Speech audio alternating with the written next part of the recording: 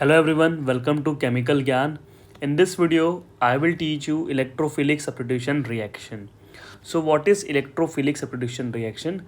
It is a reaction in which when one electrophile is substituted by another electrophile. So suppose here we have a molecule of benzene. Okay, here we know there is a hydrogen atom present on all the carbon atom in the benzene ring. तो यहाँ पर मैं एक hydrogen atom को represent कर रहा हूँ. Here we have a electrophile हमको पता है इलेक्ट्रॉन डेफिशिएंट स्पीशीज होता है.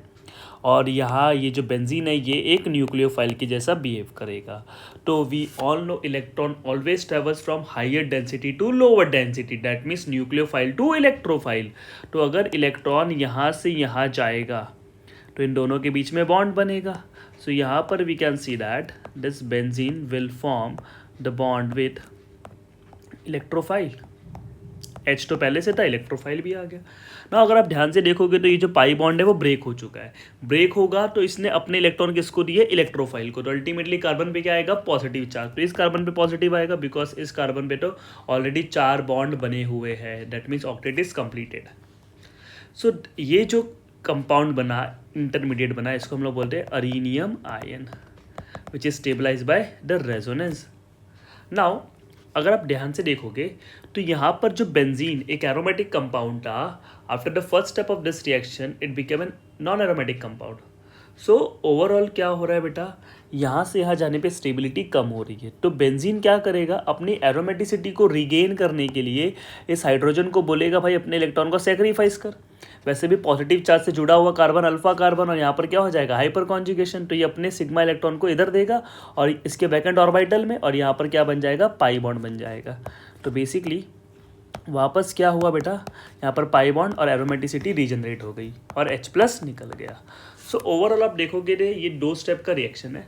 इस रिएक्शन में हुआ क्या है बेटा, आप देखोगे तो बेंजीन का जो हाइड्रोजन था H+, उसके जगह पर हमने लगा दिया E+ भी इलेक्ट्रोफाइल, H+ भी इलेक्ट्रोफाइल. तो एक इलेक्ट्रोफाइल को दूसरे इलेक्ट्रोफाइल से हमने क्या किया, सब्स्टिट्यूट किया. That's why it is called as electrophilic substitution reaction. Now this arenium ion is are intermediate. Okay, ये हमारा इंटरमीडिएट है because it is a connecting species between the 2 step of this reaction. This is the first step and this is the second step. Now in the first step we can observe that the stable reactant is converting into unstable intermediate. तो stable से unstable slow जाएगा या fast जाएगा, obviously slow जाएगा. तो step slow है. Now we all know slow step is rate determining step. So this is the step number 1 is rate determining step.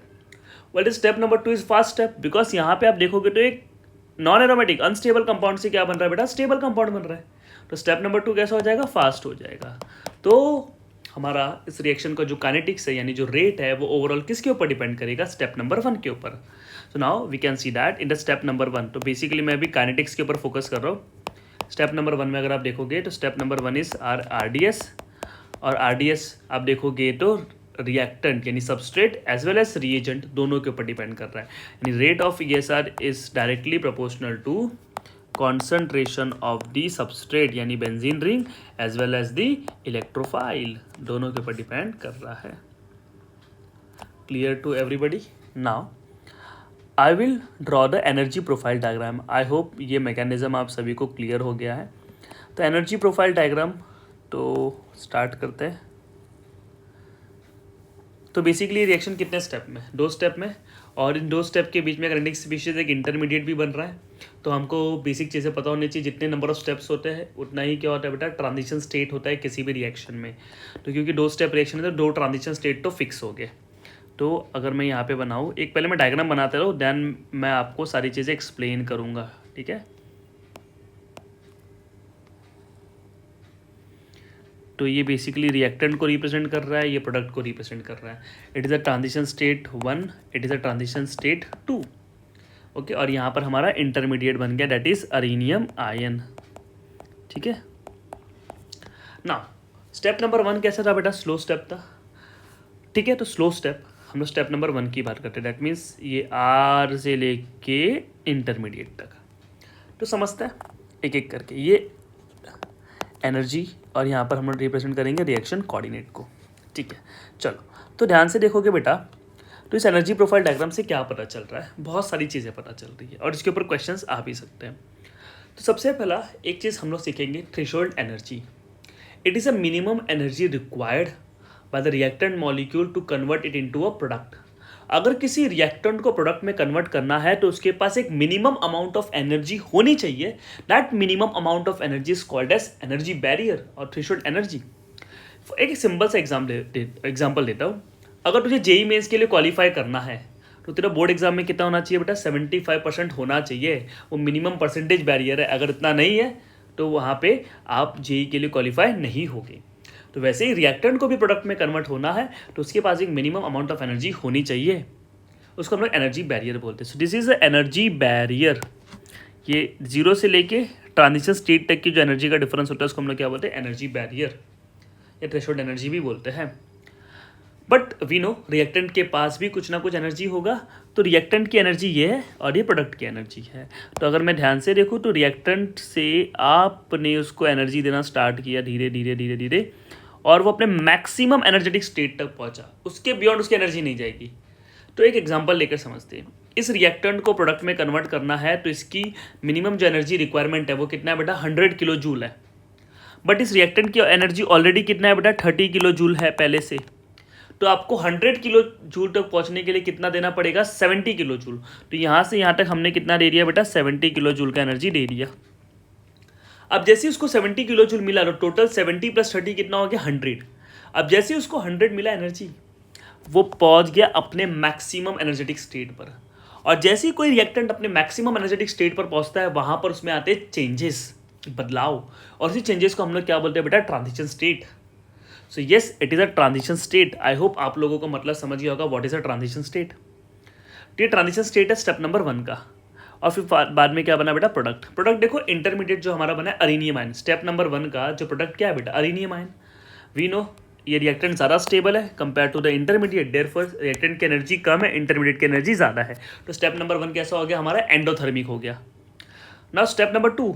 Step number 2 का अगर ध्यान से देखोगे तो लेस स्टेबल से क्या बन रहा है बेटा, मोर स्टेबल बन रहा है। यानी ये कैसा हो जाएगा, एक्सोथर्मिक हो जाएगा। तो स्टेप नंबर 2 अगर आप ध्यान से देखोगे तो रिएक्टेंट और ये प्रोडक्ट एक्सोथर्मिक। एंड ओवरऑल भी ये रिएक्शन कैसा है बेटा, एक्सोथर्मिक है। ये रिएक्टेंट की एनर्जी है, प्रोडक्ट की एनर्जी, और दोनों की एनर्जी डिफरेंस को हम लोग क्या बोले, डेल्टा एच। डेल्टा एच कैसे निकालते हैं, enthalpy of product minus enthalpy of reactant. We know product की एनर्जी क्या है बेटा, कम, रिएक्टेंट की एनर्जी क्या है, ज़्यादा, therefore delta H will be negative. यानी ये प्रोसेस कैसा हो गया, exothermic. Clear to everybody.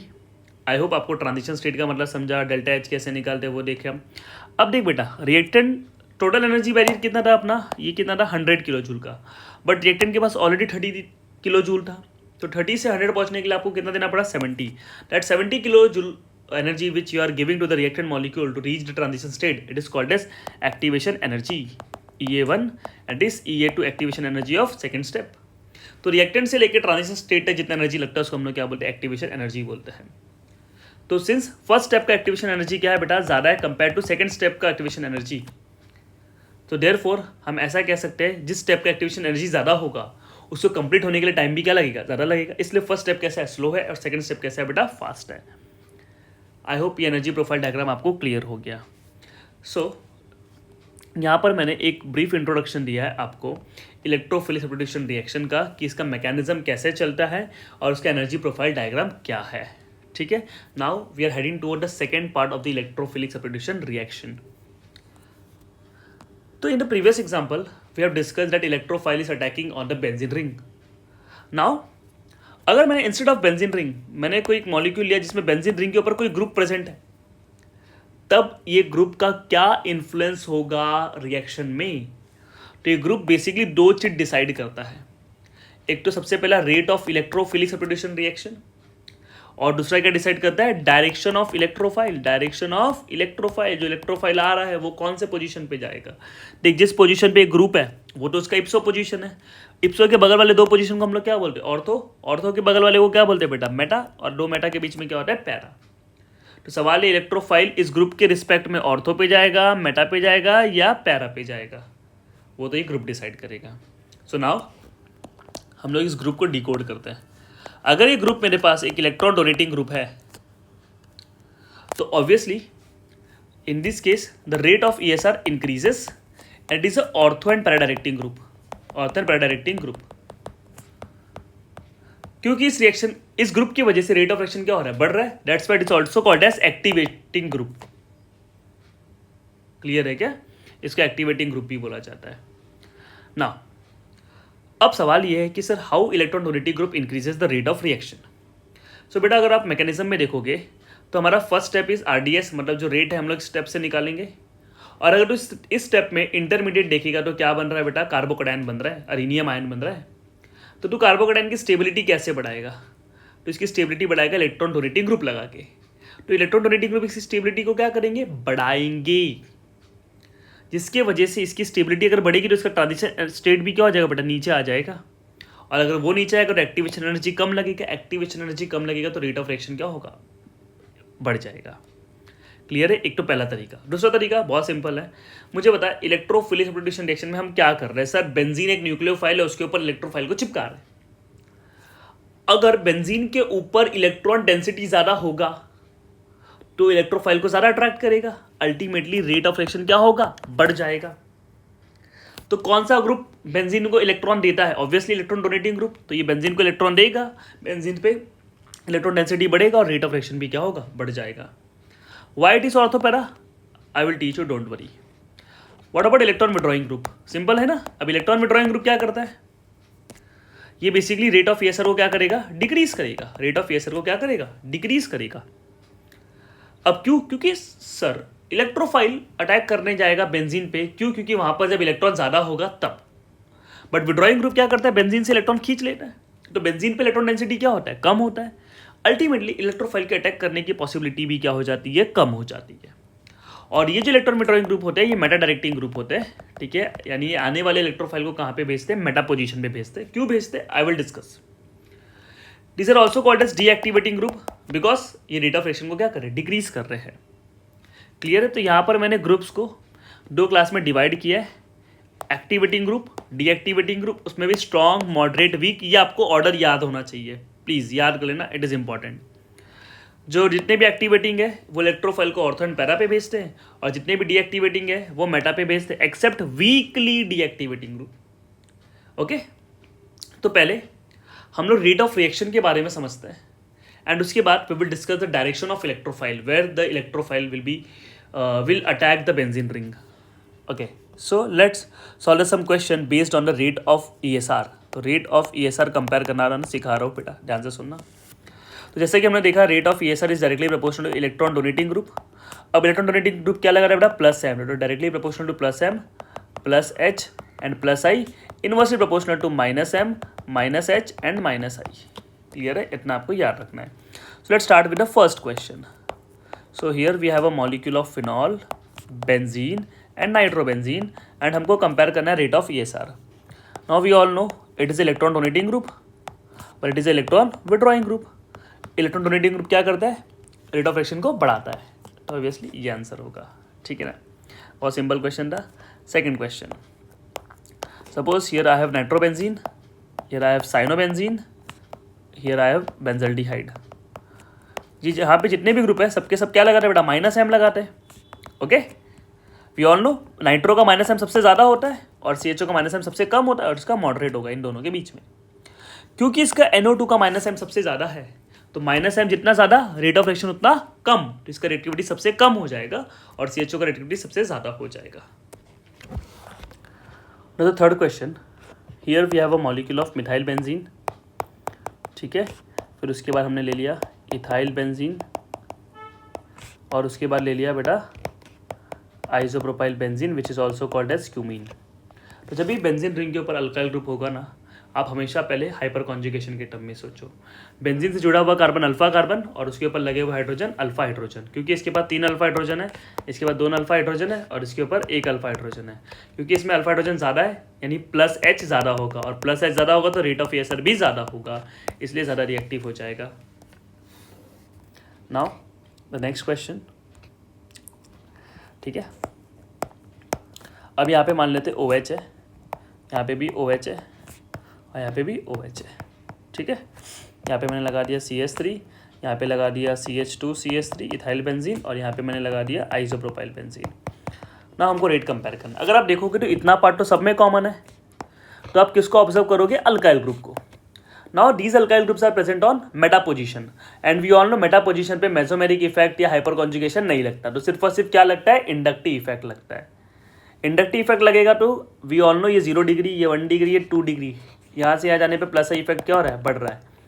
Hyper conjugation नहीं लग रहा तो आपको सिर्फ इंडक्टिव देखना है, प्लस आई बढ़ रहा है तो रेट ऑफ रिएक्शन भी क्या होगा? बढ़ेगा। तो नेक्स्ट क्वेश्चन, यहाँ पर CH3 है, यहाँ पर CD3 है, और यहाँ पे CD3 है, ठीक है। तो इसमें भी 3 अल्फा हाइड्रोजन है, इसमें भी 3 अल्फा हाइड्रोजन है, और इसमें भी 3 अल्फा हाइड्रोजन है। बट यहाँ पे जो बॉन्ड है वो C और T के बीच में है, और C और T वाला बॉन्ड कैसा होता है? स्ट्रॉन्ग होता है। अल्टीमेटली प्लस H क्या हो जाएगा? उसकी फ्रीक्वेंसी क्या हो जाएगी? कम हो जाएगी, क्योंकि वी नो हाइपर कॉन्जुगेशन में CH बॉन्ड ब्रेक होता है। क्योंकि ये बॉन्ड कैसा है बेटा? स्ट्रॉन्ग है, तो इजीली ब्रेक नहीं होगा, यानी हाइपर कॉन्जुगेशन ओवरऑल कम हो जाएगा। तो इसमें क्योंकि प्लस H की फ्रीक्वेंसी ज़्यादा है, इसलिए इसकी स्टेबिलिटी ज़्यादा होगी और इसका रेट ऑफ रिएक्शन भी ज़्यादा हो जाएगा। तो नेक्स्ट क्वेश्चन, यहाँ पर हमारे पास एक मॉलिक्यूल है, सपोज यहाँ पर मैंने ले लिया बेंजीन, यहाँ पर भी मैंने बेंजीन। बस बेसिकली मैंने यहाँ पे किया क्या? यहाँ पे जो बेंजीन का हाइड्रोजन था ना, उसको मैंने प्रोटियम रखा, यहाँ पे मैंने ड्यूटेरियम कर दिया, और यहाँ पे हमने सारे हाइड्रोजन को हटा के क्या कर दिया? Tritium. Now we have to compare the rate of reaction, rate of ESR। तो यहाँ पर सब में डिफरेंस क्या है उस पर फोकस करो ना सर। बेंजीन का जो हाइड्रोजन है ना वो डिफरेंट है, उसके आइसोटोप अलग अलग है। तो अभी हम मैकेनिज्म पे चलते हैं। अगर हम मैकेनिज्म को देखें तो क्या मैकेनिज्म में RDS में CH बॉन्ड, बेंजीन का कार्बन हाइड्रोजन बॉन्ड ब्रेक हो रहा था क्या? RDS में नहीं, वो तो ब्रेक हो रहा था फास्ट स्टेप में, उससे मतलब नहीं है। RDS में यानी कार्बन और हाइड्रोजन के बॉन्ड का कोई लेना देना नहीं है, यानी यहाँ पर हम ऐसा कह सकते हैं कि सर अगर आइसोटोप चेंज हो रहा है फिर भी रेट ऑफ रिएक्शन पे कोई फर्क पड़ने वाला नहीं है, यानी ये रिएक्शन का जो रेट है सबके लिए क्या होगा? सेम ही होगा। बट यहाँ पर एक एक्सेप्शन है, वो है sulphonation reaction, which I will discuss in the part 2 of this topic. तो ये काफ़ी इंपॉर्टेंट क्वेश्चन है, ठीक है। So this is how we can compare the rate of ESR reaction. नाउ हम लोग ने रेट ऑफ रिएक्शन कैसे कंपेयर करते हैं ये देख लिया, ठीक है ना।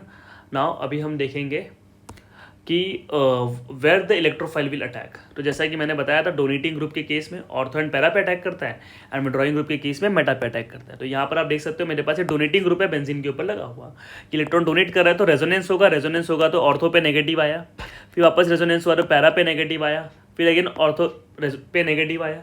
सो ओवरऑल मैं ये कह सकता हूँ कि after observing the resonating structure the negative charge is present on ortho and para position. That means electron density वहाँ पे ज़्यादा है, तो जहाँ पर इलेक्ट्रॉन डेंसिटी ज़्यादा होगा डेफिनेटली इलेक्ट्रोफाइल भी वहाँ पर अटैक करेगा। इस इलेक्ट्रोफाइल कहाँ पे अटैक करता है बेटा? ऑर्थो एंड पैरा पोजीशन पे अटैक करता है in case of donating group. वही विड्रॉइंग ग्रुप के केस में ऑर्थो एंड पैरा पे क्या आ रहा है? पॉजिटिव आ रहा है, मतलब इलेक्ट्रॉन कम है कंपेयर टू मेटा, इसलिए इलेक्ट्रोफाइल मेटा पे अटैक करता है। तो प्लीज़ ये दोनों अच्छे से पढ़ लेना। So now we will solve some question based on the direction of electrophile. So here we have the first question.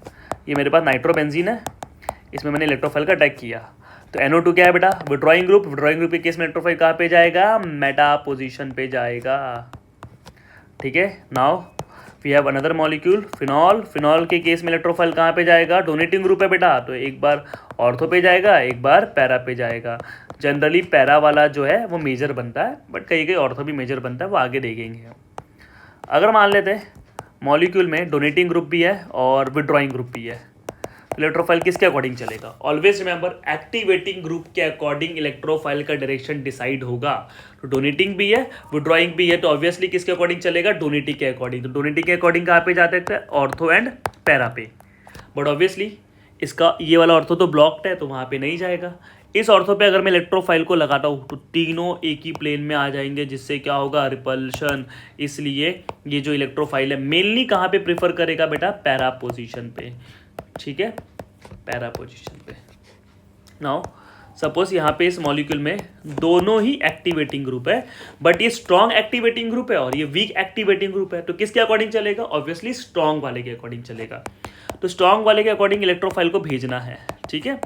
तो मुझे बताओ ऑर्थो एंड पैरा पे जाएगा, ये इसका ऑर्थो हो गया, ये इसका पैरा हो गया, बट फिनॉल का ये जो पैरा पोजीशन है वो तो ब्लॉक्ड है, तो ऑब्वियसली फिर कहाँ पे बचा बेटा, ऑर्थो पे बचा है, तो ऑब्वियसली वहाँ पे ऑर्थो पे ही जाएगा। ठीक है, तो यहाँ पे ऑर्थो पे हम लोग इलेक्ट्रोफाइल को लगा देंगे और CH3 को। ठीक है, now here we have one more question, this is very interesting question. आपको बताना है इनमें से कौन से बेंजीन रिंग में, ये दो बेंजीन रिंग है, कौन से बेंजीन रिंग में इलेक्ट्रोफाइल अटैक करेगा। तो अगर आप ध्यान से देखोगे बेंजीन रिंग 1 में उसके बगल में कौन है, ऑक्सीजन, जिसके पास क्या है, लोन पेयर है। लोन पेयर है तो बेटा क्या लगाएगा, +M लगाएगा। जबकि इस बेंजीन रिंग के रिस्पेक्ट में बगल में कौन है, विड्रॉइंग ग्रुप है। विड्रॉइंग ग्रुप क्या करता है बेटा, इलेक्ट्रॉन को खींचेगा, तो इसकी रिएक्टिविटी क्या होगी, कम, इसकी रिएक्टिविटी क्या होगी, ज़्यादा। तो इलेक्ट्रोफाइल कौन से रिंग में जाएगा, रिंग नंबर 1 में, और वो भी डोनेटिव ग्रुप के पैरा पोजीशन पे मिलनी जाएगा, बिकॉज ऑर्थो पे क्या होता है, रिपल्शन होता है। यहाँ पे रेट ऑफ रिएक्शन को लेकर एक और क्वेश्चन आ रहा है दिमाग में, वो भी हम देख लेते हैं। ठीक है, सो अगर मेरे पास ये कंपाउंड है और मुझे इसका रेट ऑफ रिएक्शन कंपेयर करना है, ठीक है, ठीक है, तो अभी देखो बेंजीन से क्या जुड़ा हुआ है, अल्काइल ग्रुप जुड़ा हुआ है ना बेटा, अल्काइल ग्रुप। तो हमेशा आपको क्या सोचना है, हाइपर कॉन्जुगेशन +H के बारे में सोचना है। तो यहाँ पे 2 और यहाँ पे भी 2 और 2 टोटल कितने हो गए, 4 अल्फा हाइड्रोजन, और यहाँ पे 3 अल्फा हाइड्रोजन, और यहाँ पे कितना अल्फा हाइड्रोजन, 2, क्योंकि इसमें अल्फा हाइड्रोजन ज़्यादा है, मतलब +H ज़्यादा होगा, +H ज़्यादा होगा तो reactivity towards ESR will be more. So इस वीडियो में मैंने इलेक्ट्रोफिलिक सब्स्टिट्यूशन रिएक्शन का फर्स्ट पार्ट कंप्लीट किया है। दैट मीन्स यहाँ पर मैंने आपको ESR कैसे होता है, उसका mechanism, energy profile diagram, rate कैसे कंपेयर करने हैं, एंड इलेक्ट्रोफाइल का पोजीशन क्या है, ये सारी चीज़ें बहुत अच्छे तरीके से एक्सप्लेन किया हूँ। In the next video I will discuss the different types of electrophilic substitution reaction like sulfonation, nitration, alkylation, acylation and halogenation, and उसके ऊपर बहुत अच्छे अच्छे क्वेश्चन सॉल्व करने वाले हैं। So for that video stay connected with chemical ज्ञान। मिलते हैं अगले वीडियो में। जय हिंद, जय भारत।